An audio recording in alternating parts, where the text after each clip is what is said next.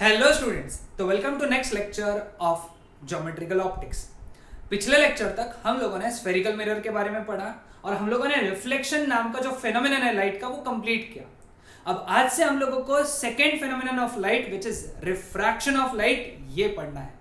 इसके basics class 10th में हुए हैं, फिर भी मैं ये समझूंगा कि वो बेसिक्स आप लोगों ने ठीक ठाक किए या फिर उसको पढ़ने काफी दिन हो गए, तो हम लोग क्या करेंगे, सबसे पहले रिवाइज करते चलेंगे और राइट फ्रॉम बेसिक्स हम लोग ये चैप्टर पढ़ेंगे, ये वाला पार्ट पढ़ेंगे। ओके, सो हम लोगों का आज का हमारा टॉपिक है refraction of light. Okay, reflection यानी क्या था, हम लोग रिफ्लेक्शन को पहले डिफाइन कर लेते हैं, याद करते हैं कि हम लोगों ने डिफाइन कैसे किया था। लाइट का उसी मीडियम में वापस चले जाना, टकरा के उसी मीडियम में वापस चले जाना, that is known as reflection of light. Light आया, सरफेस से टकराया और उसी मीडियम में वापस चला गया। ये फेनोमेनन को हम लोगों ने क्या डिफाइन किया था, रिफ्लेक्शन। रिफ्रैक्शन यानी क्या है कि लाइट रेस का बेंड होना।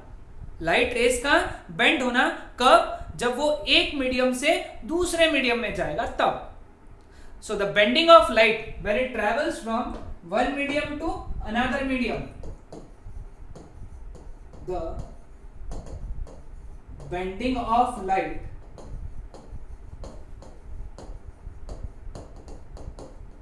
when it travels from one medium to another medium is known as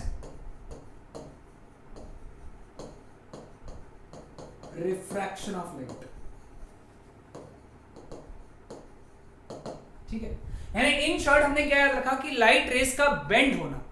okay, generally light की प्रॉपर्टी क्या है, it travels in a straight line. It travels in a straight line, किसी भी एक medium में वो एक स्ट्रेट लाइन में ट्रैवल करता है। ओके, सपोज यहां पे मीडियम चेंज हो गया, ये मीडियम 1 था, अब यहां मीडियम 2 आ गया, तो लाइट रे अब सीधा ट्रैवल ही करेगा, मीडियम 2 में भी सीधा ही ट्रैवल करेगा, लेकिन अब वो बेंड हो जाएगा। इसका जो ओरिजिनल डायरेक्शन है वो ऐसा बेंड हो जाएगा, है ना, या फिर ऐसा बेंड हो जाएगा। बेंड होगा ऐसे दोनों डायरेक्शन में ही होगा, ऐसे दोनों तरफ नहीं जाएगा, कोई भी एक डायरेक्शन में, आइदर दिस डायरेक्शन और दिस डायरेक्शन।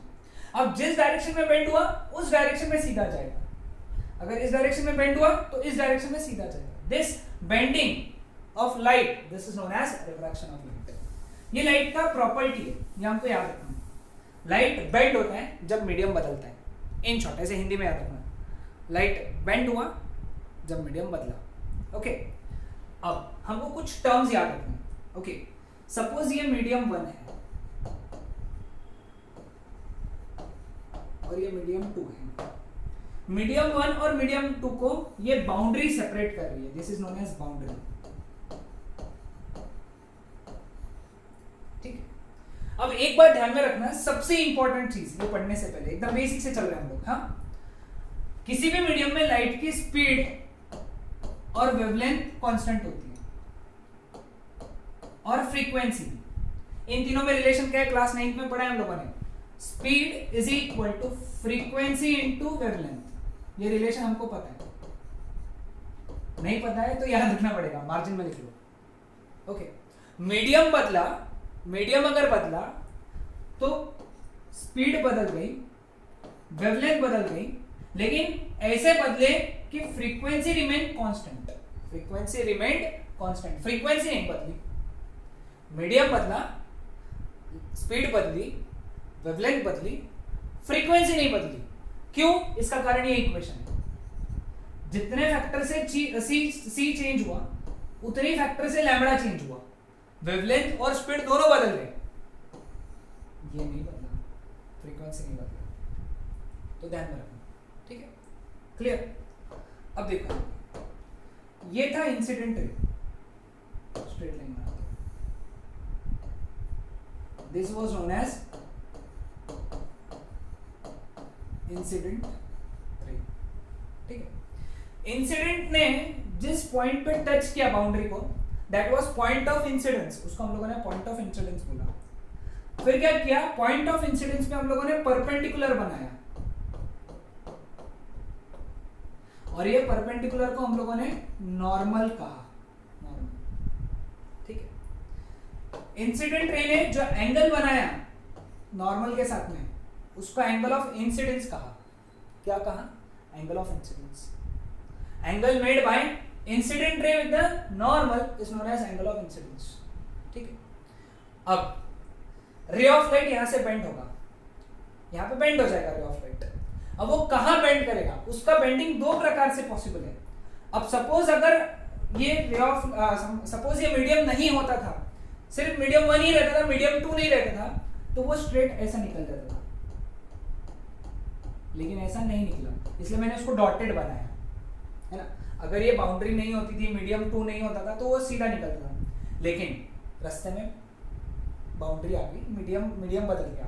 तो ये रे ऑफ लाइट का बेंडिंग जो है वो एक तो इस प्रकार से पॉसिबल है ना, एक तो इस प्रकार से पॉसिबल है, या फिर मैं सेम डायग्राम एक काम करता हूँ, जगह तो नहीं है, मैं इसी में बता देता हूँ, या फिर इस प्रकार पॉसिबल है। आइदर और, दोनों नहीं होंगे, अगेन समझ के लो, दोनों पॉसिबिलिटी नहीं है। रे of light can go like this और लाइक दिस। ओके, इसको हम लोग इन दोनों को बोलेंगे हम लोग रिफ्रैक्टेड रे। क्या नाम दिया हम लोगों ने? रिफ्रैक्टेड रे। ठीक है, अब एक काम करता हूं, ये वाला पार्ट मैं नहीं बनाता,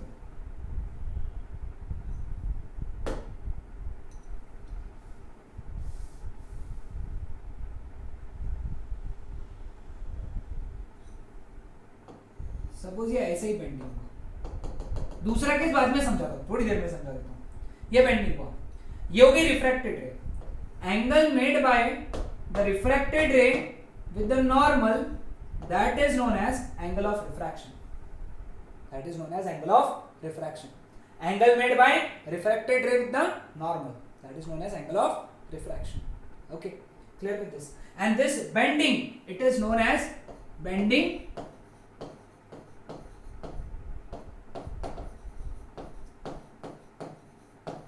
towards the normal.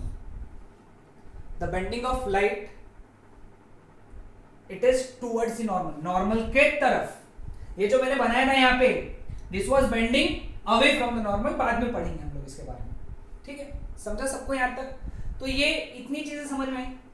अब सबसे पहले हम लोग समझते कि ये बेंडिंग टूवर्ड्स द नॉर्मल कब होता है, अवे फ्रॉम द नॉर्मल कब होता है। ओके, सबसे इंपॉर्टेंट चीज याद रखना, जब भी ray of light rarer to denser जाएगा, so bending would be towards the normal.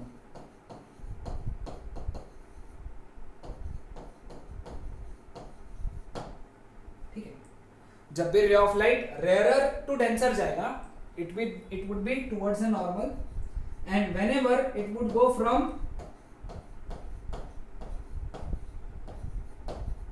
denser to rarer, the bending would be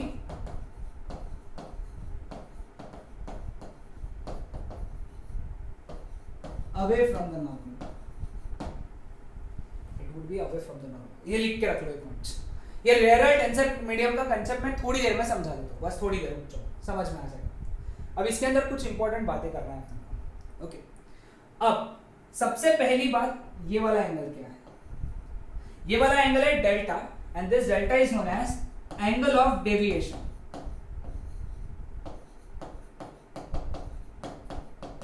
क्या बोला हम लोगों ने इसको? Angle of deviation. ओके, अब अगर ये आई है तो ये एंगल भी आई होना चाहिए, इतना एंगल वर्टिकली अपोजिट एंगल आई, तो ये पूरा आई, तो यहां से मैं क्या लिख सकता हूं? I is equal to R plus delta. तो therefore angle of deviation that is equal to I minus R for ray of light going from rarer to denser. Denser to rarer अगर रहा, denser to rarer, तो this delta is written as r minus i. r minus i. कब?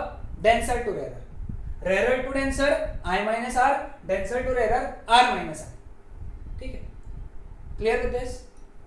समझा सबको? Okay. Now next concept. इसके आगे का concept.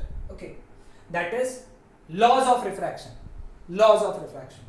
Okay, laws of refraction क्या होता है? मैं यहां लिखता हूं। हमको ये पता है कि I बदलने से R बदलेगा, I बदलने से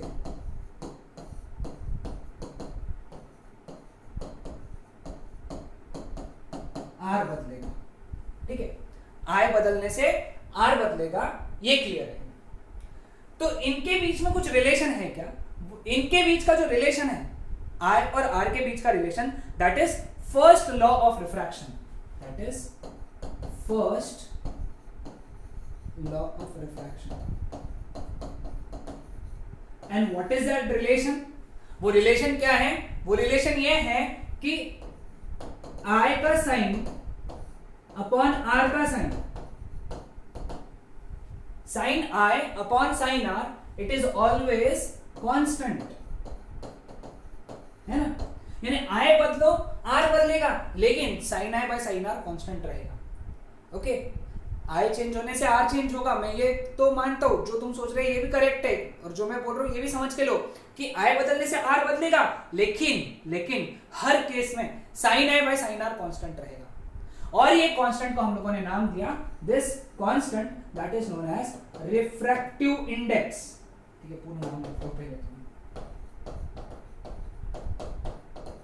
refractive index of medium 2 with respect to medium 1। ये रहने, उस कांस्टेंट को नाम क्या दिया हम लोगों ने?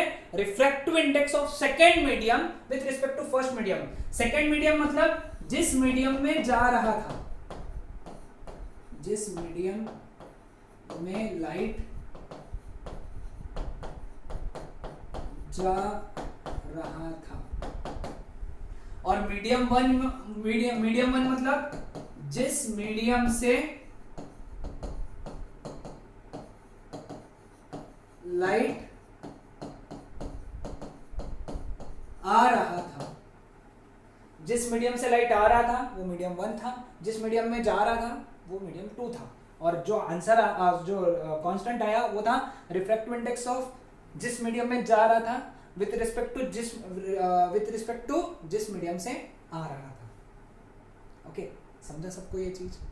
ध्यान में आया? So this was first law of refraction. Second law of refraction बड़ा आसान, इंसिडेंट रे, नॉर्मल और refracted ray all lie in the same plane, all lie in the same plane. Clear with this? हाँ, अब देखो यहाँ पे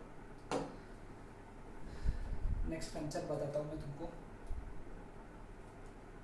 concept of refractive index. बहुत important और बहुत इजी कंसेप्ट, बहुत easy.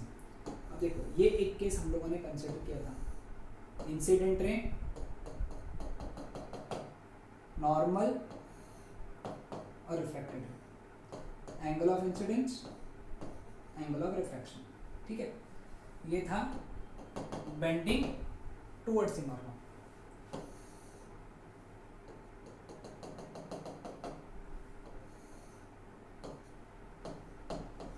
Incident ray,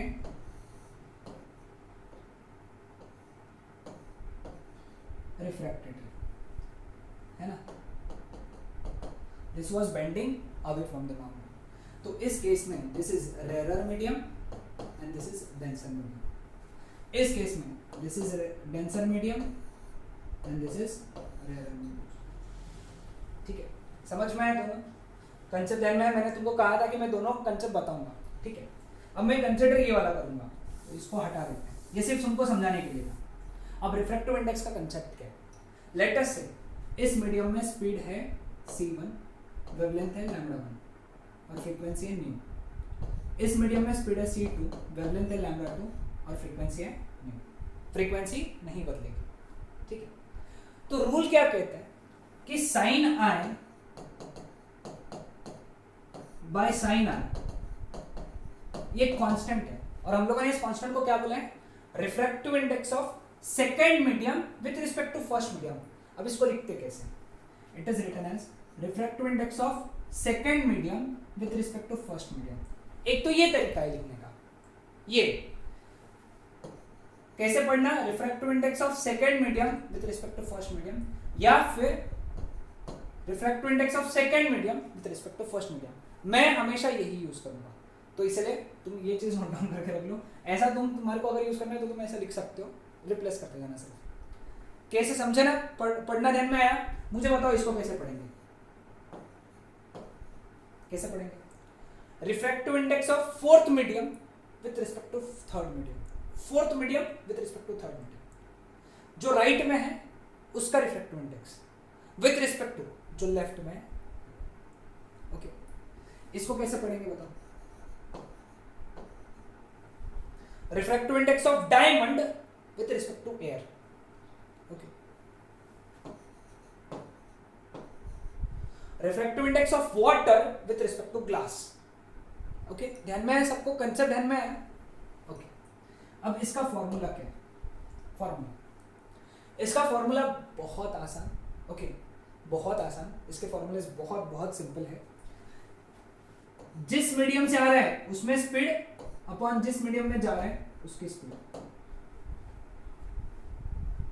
C1 upon C2। Okay, पहला। दूसरा है लैम्बडा 1 अपॉन लैम्बडा 2, ये दूसरा। ठीक है, क्लियर विद दिस? ध्यान में है सबको यहां तक? C1 upon C2 equal to lambda 1 upon lambda 2। ठीक है, क्लियर विद दिस? कोई डाउट किसी को यहां तक? बहुत इंटरेस्टिंग कंसेप्ट पढ़ाऊंगा तुमको अभी, बहुत इंटरेस्टिंग। हाँ, ध्यान देना। मुझे एक बात बताओ, इसको कैसे लिखोगे? तुमने इसको कैसे लिखा था? C1 अपॉन C2, यानी जो इक्वल टू से दूर है उसकी वेलोसिटी अपॉन जो इक्वल टू के पास में है उसकी वेलोसिटी। ऐसा ऐसा कोई कंसेप्ट नहीं है, लेकिन ऐसा हिंदी में टेक्निक याद रखना है। तो जो इक्वल टू से दूर है उसकी वेलोसिटी अपॉन जो इक्वल टू के पास में है उसकी वेलोसिटी। ठीक है, अब इक्वल टू से दूर कौन है? A, CA upon equal to से पास में कौन है? 2, तो C2। इसको कैसे लिखोगे बताओ तुम? ये लिखते चलो, कैसे लिखेंगे अपन इसको?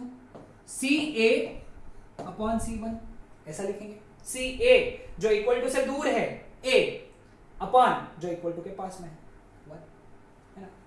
अब इसको देखो मैं कैसे लिख सकता हूं, इसको C1 अपॉन C2 है ना, इसको लिख सकते हैं 1 upon C2 upon 1 upon C1।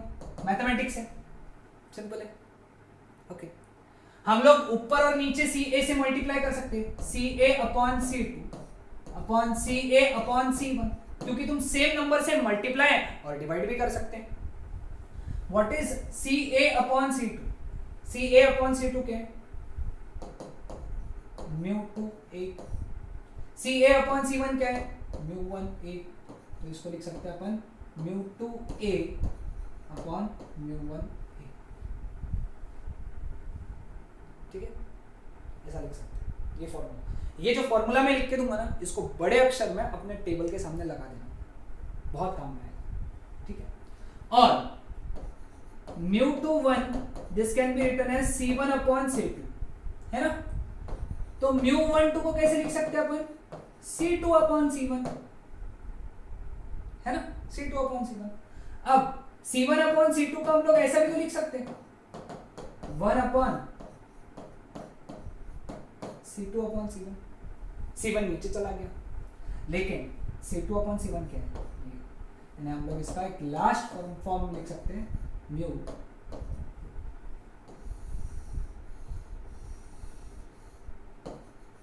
बहुत इंपॉर्टेंट फॉर्मूला, नोट डाउन करके रखना, बहुत ज्यादा इंपॉर्टेंट, बहुत काम में आएगा ये। ठीक है, क्लियर? कोई डाउट किसी को यहां तक? नहीं? ओके, अब आगे बढ़ते हैं हम लोग, है ना? एब्सोल्यूट रिफ्रैक्टिव इंडेक्स, है ना? इसको हटा देते हैं यहां पे।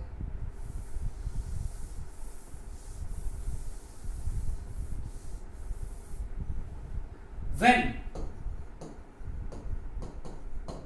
refractive index of medium is calculated with respect to air, then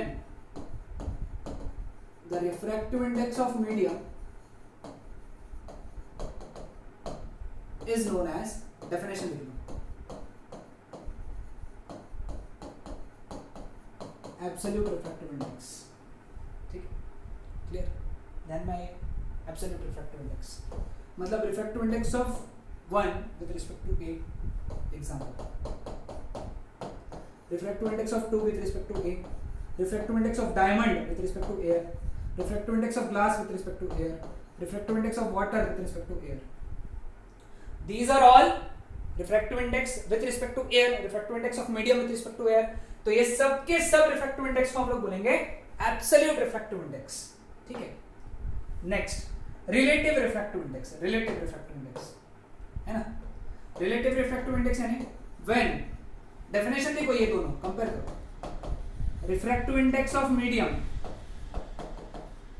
is calculated with respect to some other medium, the refractive index of medium is known as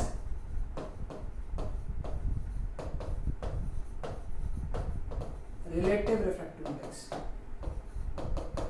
इसका एग्जांपल क्या, refractive index of 2 with respect to 1, refractive index of 1 with respect to 2, refractive index of diamond with respect to water, refractive index of glass with respect to diamond, refractive index of water with respect to glass, ऐसा बहुत सारी चीजें बन सकती है, समझे?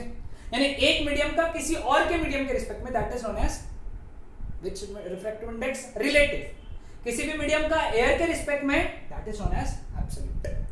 क्या relation है रिलेटिव का एब्सोल्यूट के साथ में, देख लो यहाँ पे, देखो ये लाइन दोनों को कंपेयर करो, मैं लिखता हूँ mu two 1 that is written as mu two A upon mu 1 A. जिसको ये याद रहेगा उसको बहुत मजा आ गया, और ठीक है, तो ये फॉर्मूला बहुत अच्छे से याद रखो। अब इसको प्रैक्टिस कैसे करना, एक काम करो, इसका वैल्यू निकालो और मुझे आंसर बताना कि इसका आंसर क्या आता है, म्यू जी डब्ल्यू, यानी refractive index of glass with respect to water in terms of absolute refractive index. ये तुम्हारे लिए होमवर्क है, ये